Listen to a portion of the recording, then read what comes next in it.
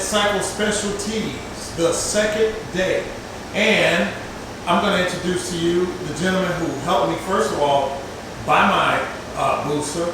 Not only that, located the Busa and brought it here. So tell the people who you are. Hi, my name is Tim Vath.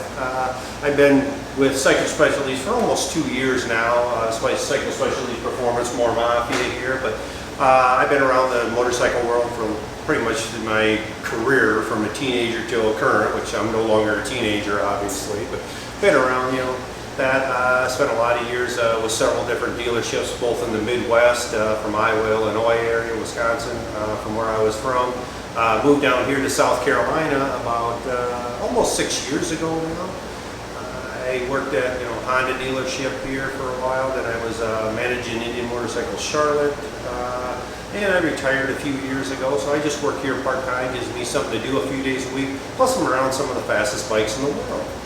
So, now, when it comes to motorcycles, what's your background in like either riding or racing, or both? Well, I've had a little experience in both.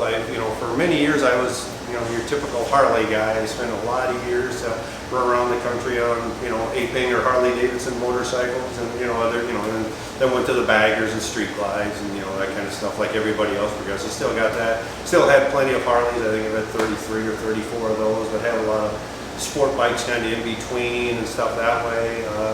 Currently, I still ride and race a Hayabusa. I ride a Indian kind of as my primary bike, but I've always got an extra Harley or two at home, because I do buy and sell a few bikes as well. So it keeps me busy and active, and I do enjoy riding. So the one thing nice about right here in upstate South Carolina, I live in Greer, and basically I'm like 20 minutes I can be in the mountains. 3 hours I can be to the ocean or the beach, so it's very nicely located that way. And most of the riding I do, when I do leave and go riding, I go right up to the mountains and get out on some of the mountain roads or the Blue Ridge Parkway or anywhere in between and that. We're only about 4 hours from the tail of the dragon, depending on which way you go. You can take a whole day to get there and back, or you could spend a day just getting there, so just because of our locale. So. Now, when it comes to top speed, there's something you do with riding a motorcycle that takes you to the limits. Now, what exactly? Yeah, not only do I drag race, I started drag racing motorcycles back in 1999, and prior to that I used to drag race snowmobiles up in the Midwest. I also started land speed racing back in 2013 with the East Coast Timing Association, or ECTA, up at the Ohio Mile. Since then they've moved down to the Arkansas Mile, but I hold several different land speed records. I think currently I hold over 40, almost 50 records in different formats and different classes and stuff. As well as, in 2019 I did get in the 200 mile an hour club, so I did tip over that 200 mile an hour, which was kind of a life goal to kind of get to that with a Hayabusa. Actually the fastest I've been is 206 is what I've been clocked at the Arkansas Mile. Yeah, 205.997. We'll just call it 206. So yeah. Now, when you hit those speeds, what kind of sensation are you feeling? Well, the thing is when you're in a full tuck and at that speed, everything is so critical. Body positioning, obviously the function of the motorcycle, that's going to do what it does. But at that speed, everything is very critical. Being in a full tuck, making sure everything is in. Even the difference between having your toes pointed out or your toes pointed in a V format can make all the difference of 1-2 mile an hour sometimes. And obviously, the tuck hitting your head, your back, and the right proper angle and stuff, so the air goes over and flows over you as well as with the motorcycle. The Hayabusa is a great platform to start with because it is very, very streamlined. It's one of the most streamlined motorcycles, aerodynamically correct bikes out there, so it was a good platform to start with.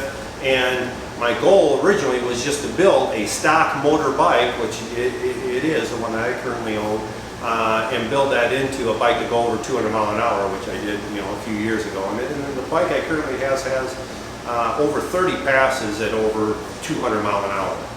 Now, when you're going at speed, what tracks and what location are these tracks at?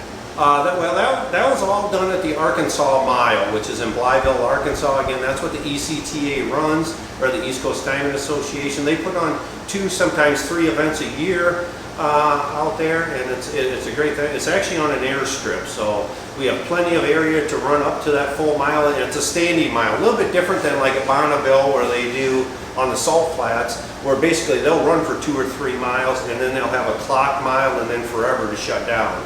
On this, it's actually done on an airstrip, and it's a 13,300 foot airstrip. So basically it's well over 2 miles long. So you've got basically a mile to get up to speed and well over a mile to shut down. So it's very, very safe.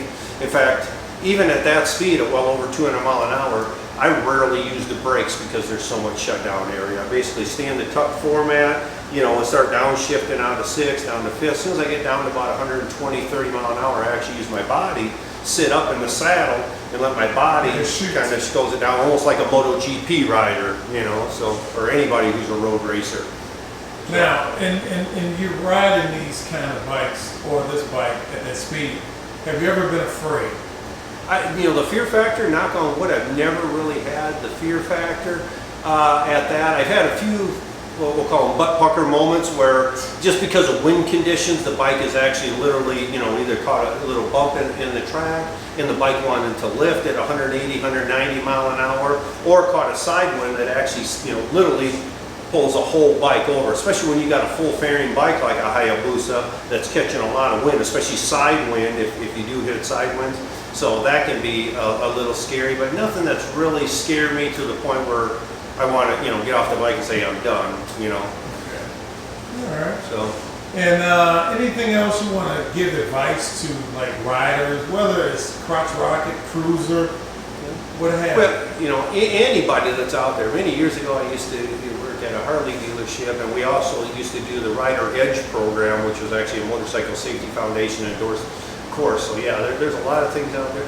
The biggest thing is, especially when you're riding on the street, is you got to be watching out for the other guys that are out there. I mean, not just obviously other motorcyclists, but being a motorcycle, no matter what bike you're on, whether you're on a little 250 motorcycle or you're on a big Harley Davidson Hog or Indian, you're still the smallest thing on the road. Any car is going to be able to wipe you out, any truck, semi, whatever it may be. So watch out for all the other people, that are out there. That's the biggest thing. And obviously being conscious of your surroundings and what's going on out there. Because, again, you're the smallest thing on the road, but on the same note, there's a lot. You only got two things holding you to the ground, your front tire and your rear tire. And, going through a corner too fast, or not being at the proper angle, or you're going into the corner wrong, or exiting the corner the wrong way can cause you a lot of problems too. So there's a ton of different variables out there for, whether you're an experienced rider or somebody who's just getting into it. One thing for people who are just getting into it, I highly recommend going out and taking a motorcycle safety course. Because they teach everybody, whether you've been riding for 30 years or haven't even thrown a leg over a motorcycle. Take one of those safety courses, because they do teach the people how to ride correctly. Obviously not only the rules and safetiness on the road, but basically how to ride and control in certain situations, on how to control both yourself and the bike in say, what we'll call panic situations, or things where you need to make an instantaneous decision on, which could be, life-changing situations in some situations. So. And last final question, what is your YouTube channel? Oh, I do have a YouTube channel. If you type in Tim Vath Motorsports, or type in Timothy Vath is technically my name, and that's what my YouTube channel is under. Feel free to go from there. I do check out Choker TV Media. Walter does a great job with all his videos out there, whether it's gun related. I'm a huge gun guy as well, and or car related, Harley related, all the videos he's been doing out there. He does a great job. He does a much better job editing than I do as far as actually putting them together. So make sure you like and follow him, like and follow me as well, and subscribe. So. And also, last thing, if you're looking to get a bike, seriously, I'm from Chicago. I came all the way to South Carolina to get this bike. Come here to get this bike, or whatever bike.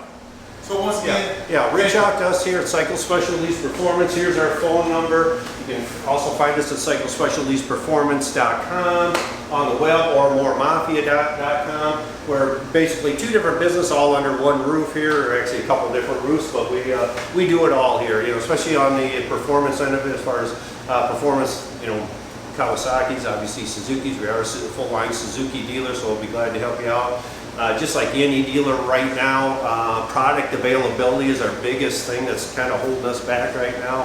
I just placed an order a couple days ago. You see, they basically allocated us 4 bikes, so I went ahead and ordered 17. So, but we'll see if we get them all. Hopefully we'll get at least half of those, but we'll see. That was just for 1 quarter so. Anyway, appreciate it, and appreciate everything that you're doing out here too, Walter, and with your channel, and actually getting the exposure both for yourself and obviously for our dealership and more Mafia. So. Oh yeah, I want people to be happy and satisfied. Yep. That's it. Yep. So once again, Tim, thank you. You bet. Yep. We'll see you at the drag strip.